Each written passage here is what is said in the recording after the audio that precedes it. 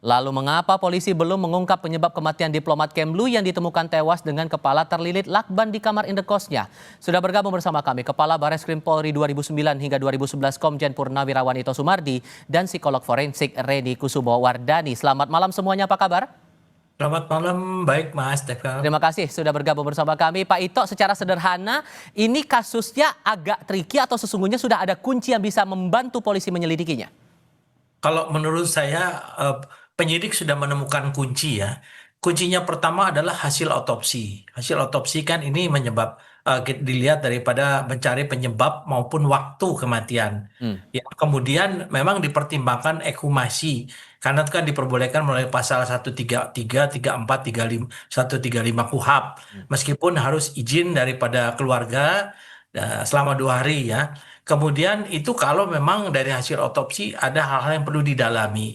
Yang kedua adalah CCTV ya. CCTV itu kan real time ya, sehingga di sana bisa melihat sebab kematian dengan waktu sebelum waktu kematian dan mungkin sesudah waktu kematian. Nah, nanti di sana dilihat. Kemudian tadi juga Pak Kabid Humas kan sudah menjelaskan tentang keterangan daripada penjaga kos. Aha. Itu tentunya beliau menyampaikan hasil daripada penelusuran digital forensik ya, jadi digital forensik dari pembicaraan telepon mungkin daripada istrinya ataupun dari orang lain. Kemudian juga hal yang lain adalah di sini tentunya kita harus melihat penyebab-penyebab lain yang memungkinkan terjadinya pembunuhan tersebut kan memang dari hasil sidik jari juga kan perlu ini kan Mhm. didalami kembali ya.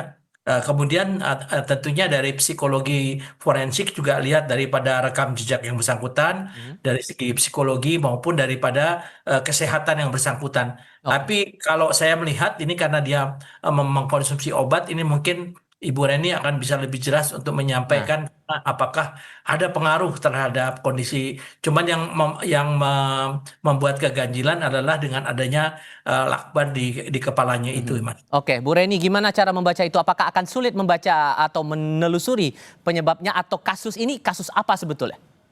Iya, banyak sekali spekulasi yang berkembang di masyarakat ya, Mas Tifal, yang semuanya bisa menjadi pertimbangan untuk menganalisis sebab kematian korban. Namun tentunya di sini perlu kehati-hatian dan kecermatan di dalam menganalisisnya. Yang pasti ini bukan kematian yang natural. Hmm. Tapi untuk memastikan penyebab kematian seseorang dalam perspektif psikologis, umumnya menggunakan tools otopsi psikologis. Hmm. Jadi ada beberapa area yang perlu diidentifikasi sebelum dapat dianalisa cause of death dan manner of death-nya. Psikolog biasanya perlu meneliti detail kematian, misalnya dengan meneliti TKP serta situasi korban saat ditemukan. TKP ini perlu dilihat detailnya seperti misalnya apakah ada kemungkinan akses masuk lain ke dalam kamar korban Ya. selain lewat pintu yang terkunci dari dalam. Hmm. Apa saja barang-barang yang ada di dalam kamar yang bisa menunjukkan situasi tertentu seperti apakah situasi kamar berantakan, seperti baru ada pergumulan atau rapi, Hmm. bersih. Apakah ada benda-benda yang berisiko tinggi terhadap perilaku mungkin bunuh diri. Hmm. Apakah ada catatan-catatan tadi disampaikan oleh Pak Ito, jejak digital ya baik dalam laptop maupun di ponsel korban. Hmm. Dan selain TKP perlu diobservasi situasi korban saat ditemukan dan detail kematiannya.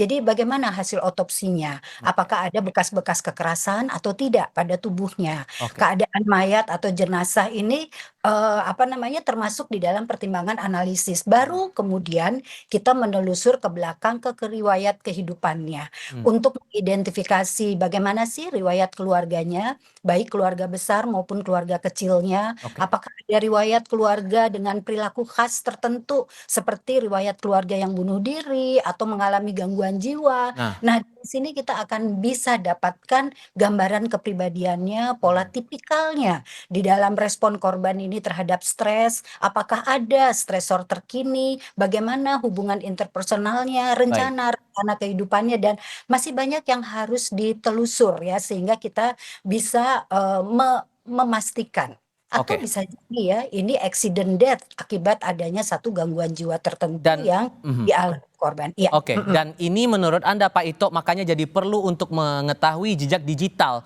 dari Arya Daru ini dan lewat digital forensik ini jadi kunci begitu?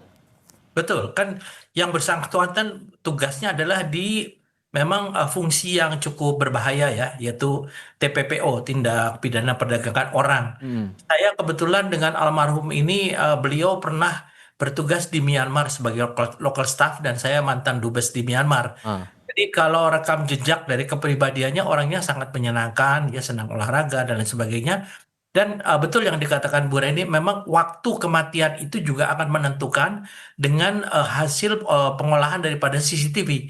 Karena CCTV kan real time. Jadi kalau misalnya waktu kematiannya itu diperkirakan jam 3, nah kita akan telusuri sejak jam 3 ke bawah, mungkin sampai sore atau apa, apakah ada orang-orang lain di sana, apakah bersama-sama dengan dia di sana. Dan satu hal lagi mungkin ekshumasi ini biasanya penting ya, kita tahu bahwa pengungkapan kasus Yosua ya, kemudian ada pengungkapan kasus yang lain kan dilakukan ekshumasi ternyata, atau Vina ya, itu ternyata Ada ditemukan fakta baru. hal yang sangat signifikan ya.